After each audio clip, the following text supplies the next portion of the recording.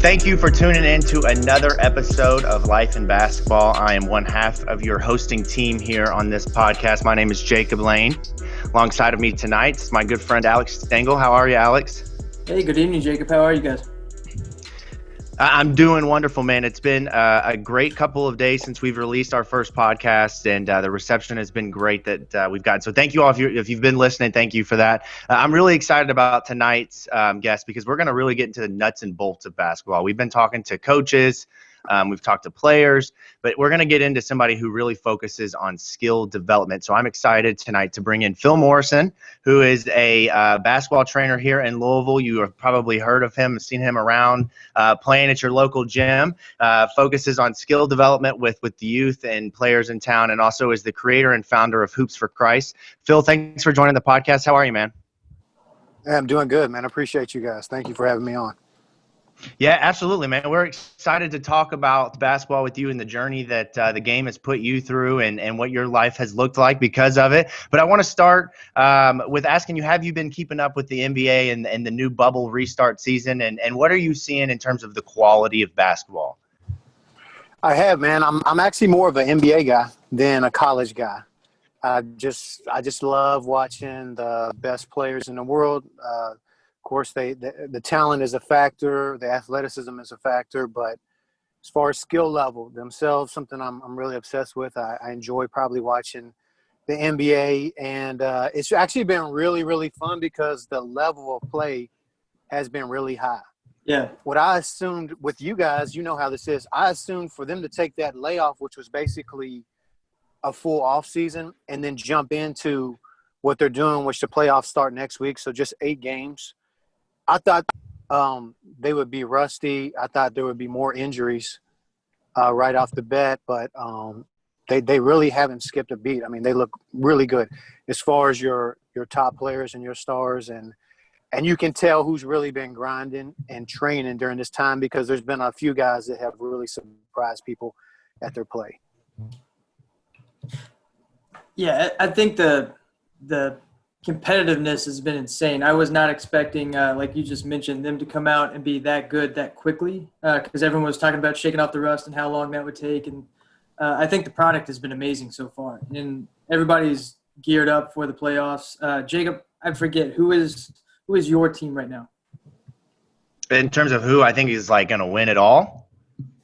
NBA favorite. Or just – you know, I don't have a team. I've growing up in Louisville, I'm a huge NBA fan, but growing up in Louisville, there's no team here, obviously, Phil. I'm sure it's the same way for you. So I've really grown to take liking to the stars and the teams and the way that they're being built, and then of course the teams at the highest level, just the way that they win. But right now, if I had to pick a team that I think would win it all, I'm going to take Toronto right now. I think that's a crazy pick for most people. But Phil, what do you think? Who's the team that's impressed you the most? You know, from the beginning of the year, I was rolling with the Lakers. And I wasn't really on the Clippers thing, but here's the thing about the bubble. In the NBA, the best team wins. Okay, in a 7-game series, the best team is going to win. It's about matchups, who you can expose. It's not like March Madness where it's so much fun because it's whoever's rolling that day. You know, that's the fun part about the tournament.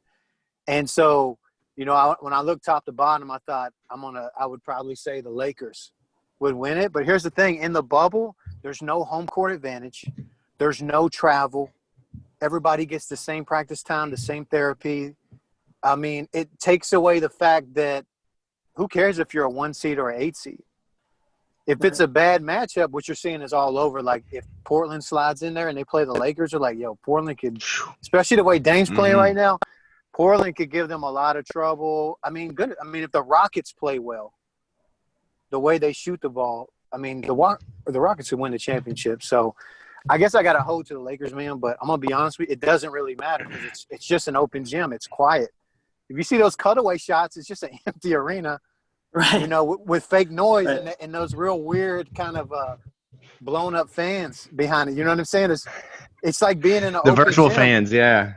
Yeah, it's not even like the Drew League, you know, or the NBA Summer League in Vegas. There's literally no electricity in the gym at all. It's just you're in there hooping. And I always think, you know, what it would be like growing up, what would basketball look like for the kids these days as opposed to how we grew up watching NBA. And of course, it's totally different, but I would never expected, if you're just now getting into the NBA, especially from the pandemic, what it looks like now. Like you mentioned, it's literally just an open gym. I think you got teammates and a couple staff. Each team has like 35 people, I think, they bring with them. But yeah, it's virtually nobody. So it is crazy. But switching gears, more towards about your childhood, really, about how you got into basketball. Because, I mean, you played from all across the globe. So I just want to hear, just to start off the bat, from your childhood, how basketball kind of shaped you. Yeah, I'm not really sure. From the early I can remember, I got videos of, like I have with my son. My son's 2, almost 3. I got videos at 3 years old just dribbling and shooting. I see the card behind you. I was a huge card fan. My dad's a diehard Cardinal fan. And so I just grew up kind of loving the game. And I was fortunate that I was a product of my environment. I didn't grow up like I think the normal kid in Louisville necessarily. I grew up in an environment where my one-on-one games from age 6 to about 14, 15 were against the best players in Louisville at Warner Street Baptist Church. Not many people know about this, but this was a hub where the best talent in Louisville grew up. So I grew up regularly playing one-on-one with Rajon Rondo. We played on the same AAU team together. And Rondo was not even remotely close to the most talented kid back then. There was other kids who didn't make it, but they ended up going on to be the top high school players in Louisville or played Division I ball. And I was just a white kid downtown Louisville trying to survive, man. So it's funny, if you grow up and you're there 6 days a week, 6 hours a day playing ball, and you're the only white kid, you figure it out real quick. It's a Shark Tank. Even as kids, kids are ruthless. So that's how I grew up, and I fell in love with the game. I joke with my wife. My wife is the love of my life, but my first love is basketball. It's always been my first love. And so I've always just had an obsession with it, and I've never really been able to shake it. Yeah, so speaking of your childhood and growing up, I mean, you go on to play high school basketball at a very high level, play college basketball, go on to play international basketball. Just tell me a little bit about how your game developed and how you became, you talked about the one-on-one game, but now working as a skill development coach, tell me a little bit about your game and how you got to the level that you played at. Yeah, it's no secret. If you meet me, and I walk in the gym, I don't look like LeBron James. So there's 2 types of people that make it to a high level. Okay, for people that wonder, like, how do you make it to the NBA? Or people, they see a guy on Instagram who looks good, and they're like, why aren't you in the league? Let me just break this down for you. All right, there's 2 types of people that make it to the NBA. Okay, and in many ways, I think NBA players are born. One, and this is not just coming from me. This is coming from NBA guys I know and guys I've trained that played in the NBA. One is you're a freak, okay? You're just freakishly athletic, big, gifted, okay? God gave you something that he didn't give other people. Or you're just at that world-class skill level. The talent there, obviously, but it's the best example of that would be like, okay, LeBron James is a freak, and then there's Steve Nash, who is one of the most skilled people on the planet. And usually those small guards or whatever, if you're not 6'7" to 7'2", you're going to fall in that category. But if you go anywhere around the world, man, it's everyone can play. If you go to college level, it ain't because you play at U of L, UK, you can play in everybody else's bums, man. You could go to the NAIA, you can go to Christian schools, and there's pros on those rosters in college, future pros. So, that's the main thing. My game was always built on work ethic and skill level. I was always I grew up with a military dad, very disciplined, very big on work ethic. So from a young age, I was, working at the game, 6-7 hours a day, and just built my game around skill level and basketball IQ. And not only skill level and basketball IQ, but a lot of, how people in Louisville recognize you as well is your faith and walk with Christ. And that's been a huge part of your career as well. And I just want to ask, what has your faith journey been like, and how have you come to realize Jesus and basketball, and how that's something that could really mix together for a successful formula? I appreciate it. I might just hijack this next hour then if we're going to talk about that. I could go on and on about that, but, in a nutshell, what I would say is, for me, I became a Christian at 19. My entire life has been dedicated to basketball. Like I told you, I grew up as a kid. And an athlete who plays at any high level, your identity is wrapped up in that. That's who you are a lot of times. So the thing that gives you the source of your greatest joy is also the source of your greatest misery. You're only as good as your last practice, your last game. And you live like this, in this roller coaster based on, how you play. And that's just the life of an athlete.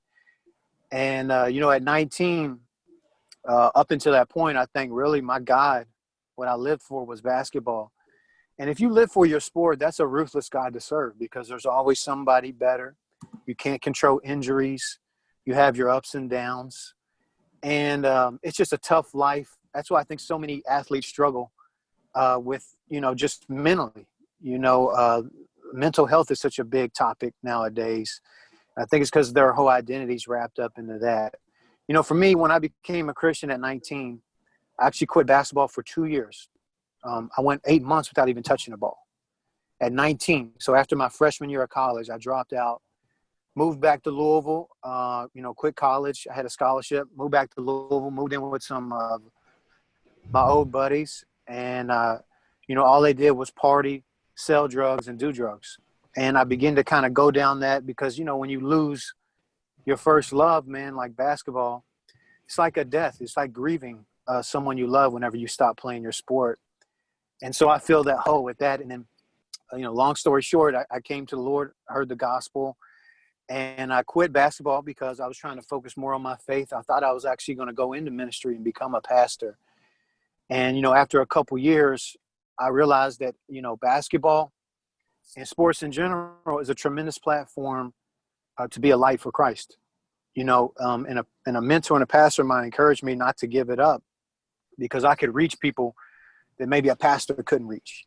You know what I mean? I could be in the field and listen, I was only, 21. I thought I was washed up over the hill at 21. You know what I mean? I'm 34 now, and I look back and I was like, man, I was so young, but I thought I was done. And I actually got back in shape, got a scholarship to Asbury University. And my testimony is, I took 2 years off, didn't play the sport, got out of shape, got married, and came back and was a 2-time All-American. And I've never run into anybody that has a story like that. I really credit that to the Lord, that maybe his hand was on my career. And it went from there. Like I said, after that, I was an All-American in college at Asbury and then went on to play professionally in 6 different countries. And my faith has always been intertwined with that because, I used it more as a platform to be a witness rather than, just playing the sport for monetary gain or for self-glory. Yeah, one of the things I found interesting about you is that where you played basketball professionally. You hear a lot about Europe, a lot about South America, but you played, mostly in places like the Philippines and Thailand, Vietnam, like some of these really just crazy out there places. But as I was reading into about your life and your basketball career and learning about the time you played in the Philippines and really got into working with children that were less fortunate and who maybe, society had kind of looked down on for their poverty, but you were able to use basketball as a way to get to know them and build a relationship with them and then move into, sharing the gospel with them and changing their life and the trajectory of their lives. Tell me about that. Tell me how that shaped your ministry and kind of set the path for Hoops for Christ. Yeah, it really it started when I go overseas. For people that aren't familiar with what it's like overseas, you're their NBA player. When you walk around out here in Louisville, I mean, most people would never even think I played basketball, unless I'm with my partner and best friend, Terrence Farley, who's 7-footer, played at U of L. But over there, you're their NBA player. My first game in the Philippines, which was the biggest market that I had played in, sells out arenas. My first game was in front of 55,000 people in a soccer stadium. my home games were in the Big Dome, which is where Ali fought Frazier, the Thrill in Manila. There's a big banner. So when I told people, hey, I'm from Kentucky, they knew where I'm from because of two things. One, Muhammad Ali. They still love Muhammad Ali out there. And two, KFC chicken, man. Filipinos love KFC chicken. They eat it with rice. But they knew where I'm from that. And so it was really amazing. You know, I connected with a missionary over there, and he used basketball as a way to reach a lot of the street children. I mean, slums. If you've never seen what America is not reality as far as the world. You know, if you see real poverty, which is about 70% of the world is in real poverty, it changes, you know, for us, if we saw 3 or 4 kids on the street, filthy, dirty, holes in their clothes, carrying a baby, and they live on the street, like that's how they live, we would never allow that. In Louisville, you never see something like that. Over there, thousands, everywhere, street children. And so that just really took me out of my selfish mindset that a lot of pro athletes could have. And the Lord slowly worked in my heart and realized that, you know, God didn't give me this platform for me to make millions of dollars or, you know, very quickly, it was primarily for ministry, my next chapter. And that's where Hoops for Christ came from, you know, to use the game as a platform, to teach the game, of course, but also to share the gospel. And that's something I definitely want to transition into that Jacob mentioned earlier at the beginning that we're really interested about, because we want to learn about the fundamentals and the skills part. So, you know, when you're instructing people, I just want to ask about the AAU basketball aspect, because obviously that's one of the largest parts about high school basketball, and especially high school basketball recruiting right now. But you've mentioned, you know, the integrity of the game has slipped a little bit over the years, just as, you know, players and highlights are getting more flashy. You know, how much time do you have to spend with players just focusing on the fundamentals? You know, do you feel like AAU has kind of caused some players to gloss over the importance of those a little bit? Yeah. I'm trying to say, how am I going to say this? Because that's my world too. I haven't told anybody I'm going to do this yet, but I'm actually going to make a video exposing AAU. And it's because, not to call anyone out, but it's for the unsuspecting parents who fund this system and the players who legitimately want to get better. Like their goal is like, man, I want to get a college scholarship or just be on a college roster. It's their dream. And they sell them a pipe dream, you know, and a lot of coaches take advantage. I'm disappointed in the Louisville market. We're one of the best basketball markets in the country. We got a lot of shady things going on here. You know, it's disappointing. But AAU is built on the mirage of exposure. The carrot at the end of the stick is, if you come to this program, I'll take you to these tournaments locally, nationally. You'll get seen by college coaches and you'll get a scholarship. Otherwise, the college coaches aren't coming to your school game. And that's true in part, but here's the thing. You got to be good enough to get that exposure. Otherwise, you're just going to get exposed. So we really put the cart in front of the horse. You know, the European club system is the best system in the world as far as development, and it's modeled after soccer. Okay, so let's take Real Madrid or Barcelona or whatever. They've got a club system.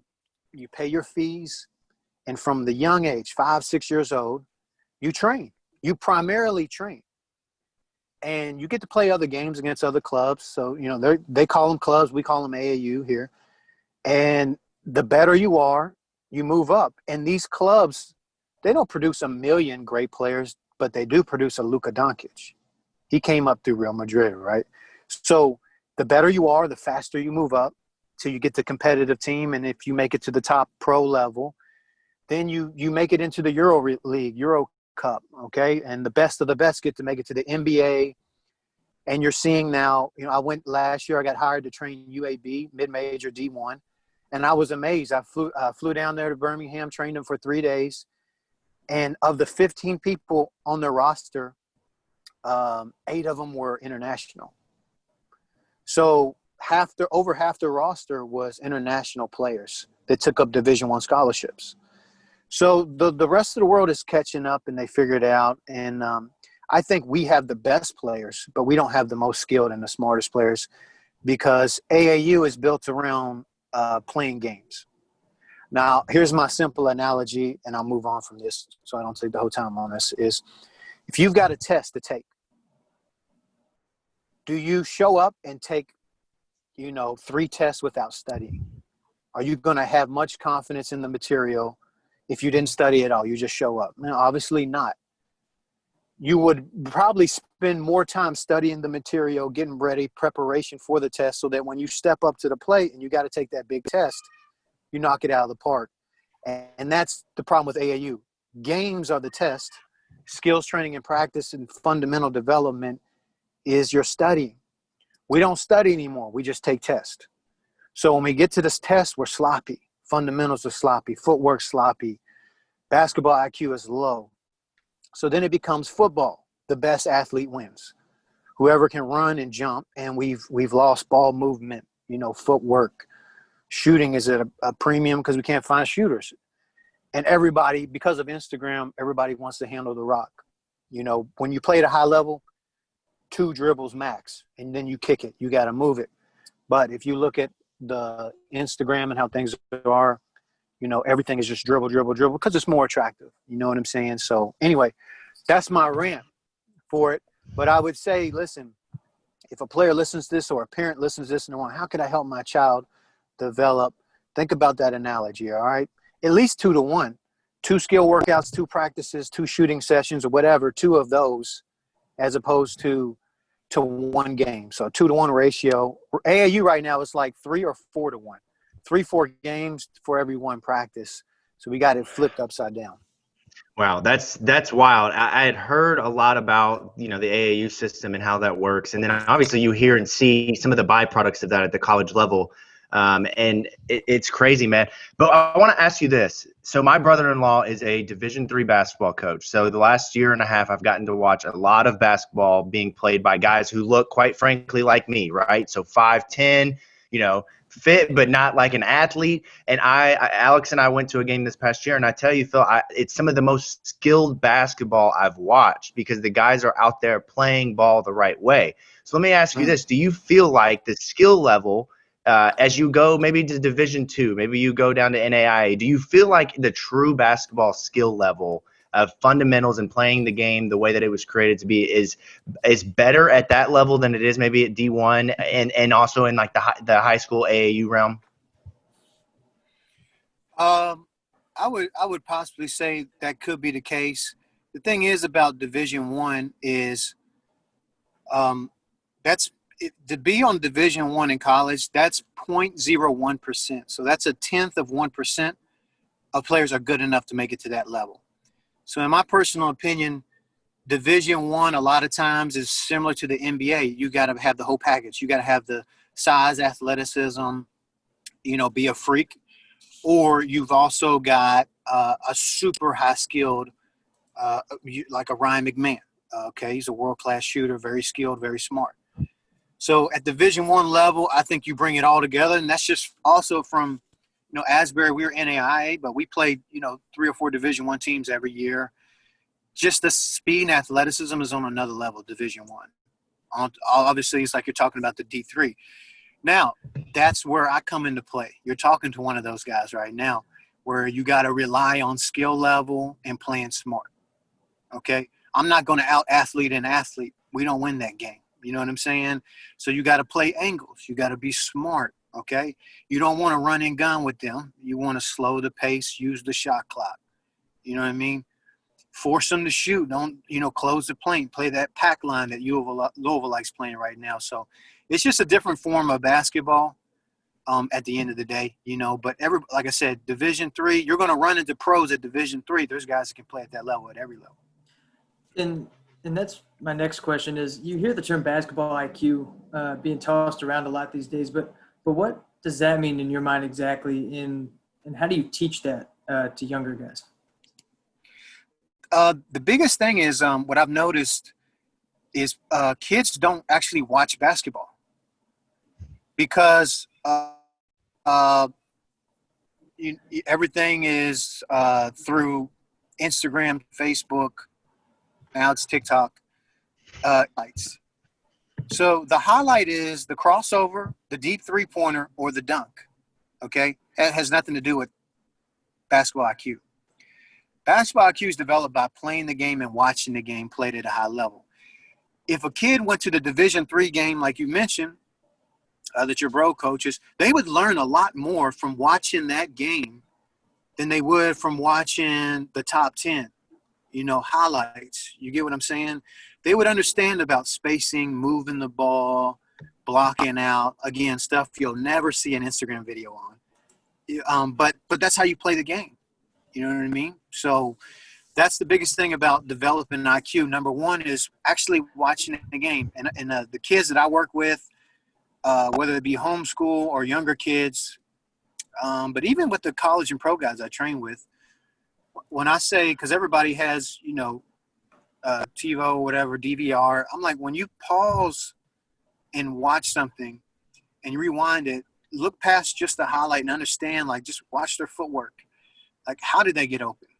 You know what I mean? Like, if something looks good, maybe diagram it and break it down. That's why film is so important, learning how to watch film.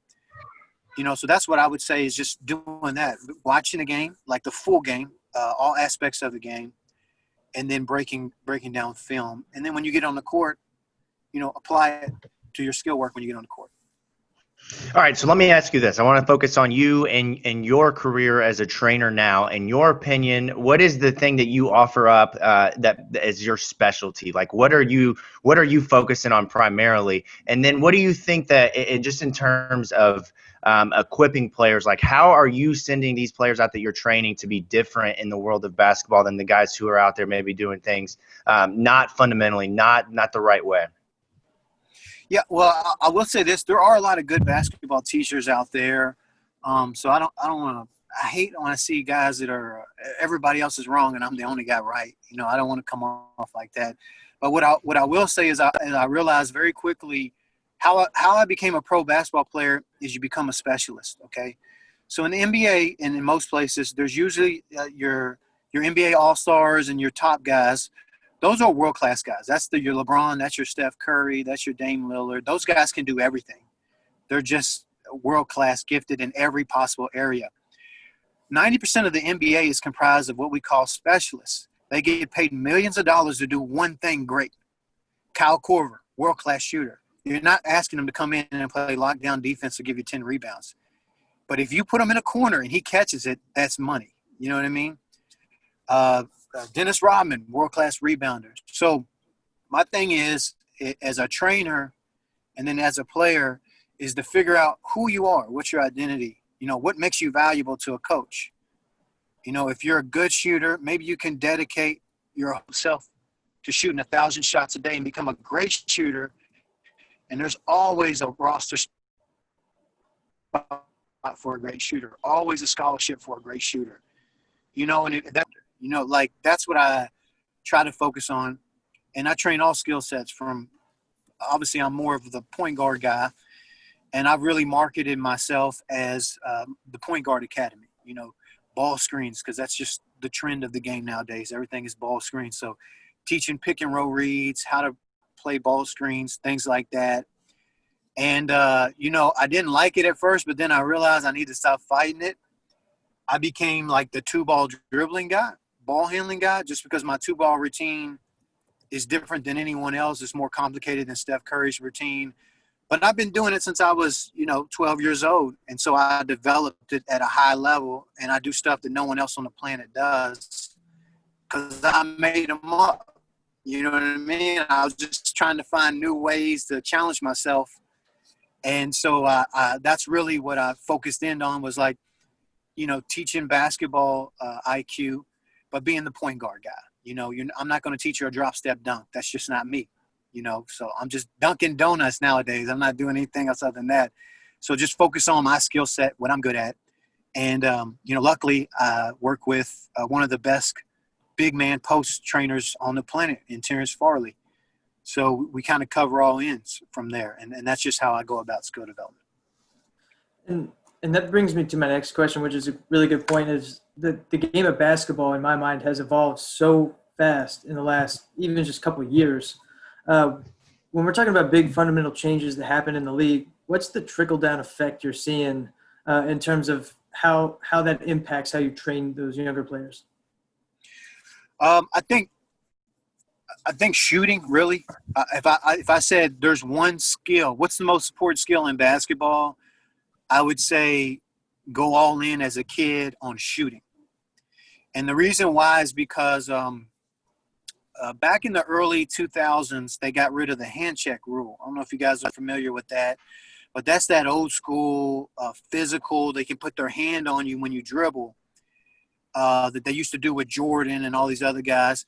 They took the rule out, and then the next 2 years, the MVP of the league was Steve Nash. And he was just an average player before that. Well, why is that? Well, now you can't crowd and be physical with a player. You can let him roam. And it freed up Steve Nash to doing what he does, creating. And then the next hybrid was Steph Curry, Kyrie Irving, Kemba Walker. Now, if you look at the superstars of the league and who has the ball the most, it's your point guards. Your point guards are your stars of the league now. And it's because of the rule change. And with that comes spacing. So everyone has to be able to shoot. And they're shooting it from like crazy. Like the normal shot now was a terrible shot 10, 15 years ago. Like they're coming down the court and shooting from the logo consistently now. And that was like you're going to hear the buzzer and get subbed out. You know, it's just a different type of game. But I would say as it's trickled down, and if you guys follow me on social media, you see me doing so many videos on the Dr. Dish, and I'm one of the Dr. Dish trainers and everything. The shooting machine, it's because I would say shooting has become such a premium in today's game. All right, I've got one more question here, and Phil, it's going to be, you probably have to put a little thought into this, so I apologize for throwing this on you here, but we asked this to every guest on the show. How has the game of basketball impacted you most? Well, I'll be honest with you. For me personally, I tell people when I'm between the lines and I'm on a basketball court, for me it's a very sacred thing. It's when I feel closest to God. And that's because I feel like, God's called me and gifted me to a certain extent to use my talent to make an impact. Obviously impact people through the game and teach the game because it's something I love and I've spent my whole life doing. But it's also a way to bring people hope and, to share Christ, just my own testimony. Some people say, when you're in church, you feel closest to the Lord. For me, it's when I'm in the gym, honestly, because that's when I feel like I'm doing what God put me on this earth to do. And I have had a way to be able to experience that. It's been really cool because I've got experience to obviously play around the world and train really good, talented players. All the way down to 5- and 6-year-olds. And with our guys, we go into prisons. We have a prison team, the Hoops for Christ prison team, and we take in, anywhere from 7, 8 guys that play pro ball or college guys that we mentor. We'll go in there to the 3 prisons here in the Louisville area, play against their best teams. Let me tell you something. There's some hoopers in prison, some really good players. I'm not going to say their names because these are guys that have been in the NBA, been college, all stayed in the state of Kentucky. Some really good players in prison. And then afterwards, they give us a mic and we're in front of 300, 400, 500 inmates and we get to speak to them, and a lot of those guys send us their kids now. We scholarship their kids, those guys that are in prison, and they're in our Hoops for Christ program. And so I feel very fortunate that I'm part of that 1% of people on the earth that absolutely love what they do, that feel like they're called to do what they do. And I'd probably say that's where I'm most grateful for the game of basketball in my life, because my faith and my passion with that sport is so deeply intertwined. Yeah, and I apologize for the microwave going off. This is what getting a toddler ready for bed looks like right here on a weeknight. I but know Phil, how it is, man. It's all good. That's same here, man. There's no way if I was around my son right now, we'd be having this Zoom, man. He'd hijack this Zoom. Yeah, that's exactly what my wife is playing defense on right now. for my 2-year-old daughter. So, Phil, thank you so much for joining and being so transparent and open about your journey with basketball and your walk with Christ. But before we get you out of here, we're going to end the show the way that we do every episode. It's the segment called Before the Buzzer. We've just got some rapid fire questions for you that we're going to go through here. So we're going to put 1 minute on the clock, and I'll start and kick it off. Michael Jordan or LeBron James, who's the greatest of all time? Not even close. Jordan. Not even. That was a bad question. Jordan. Ooh, I hope this isn't. Look, just man, as I'm bad. trying to lob you up early, get you going. All right, Magic or Bird? Ooh, that's a good question. Magic. Fair enough. I like that. All right, flashy dunk or a smooth pick and roll? Oh, pick and roll all day, baby. All right, here's Who's a the little best? more. Alex, hold on. Alex, before you jump in, who's the best in the pick and roll in the NBA, in your opinion? Luka Doncic, right now, for sure. Okay. Favorite point guard of all time? Steve Nash. Absolutely. It cannot agree more. Most fundamentally sound basketball player that comes to mind. It's a tie. Jordan and Kobe. All right. Most memorable player you've trained with? I'm sorry, you broke up? Most memorable player that you've trained or trained with? Oh, trained with. Most memorable. Ooh. I'm going to give a shout out to my buddy, Peyton Siva. Shout out to Peyton. What are hoop? Yeah, shout out to Peyton. What are hoop sessions like in the gym with Peyton?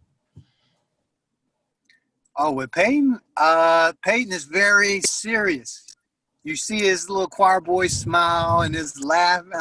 Peyton's business. When he's in the gym, he's all business. Yeah, absolutely. Well, thank you again, Phil, for joining us. Tell the people where they can find, one, how to book sessions with you if somebody's interested in that, and then how to learn more about Hoops for Christ. Everything's just at hoopsforchrist.org. Hoopsforchrist.org. You can find everything, and we'll take care of it from there. All right, man. Well, thank you so much for joining us. Once again, an absolutely inspiring story. Phil, I really appreciate it, and best of luck to you, my friend. Appreciate you guys. Look forward to connecting again soon.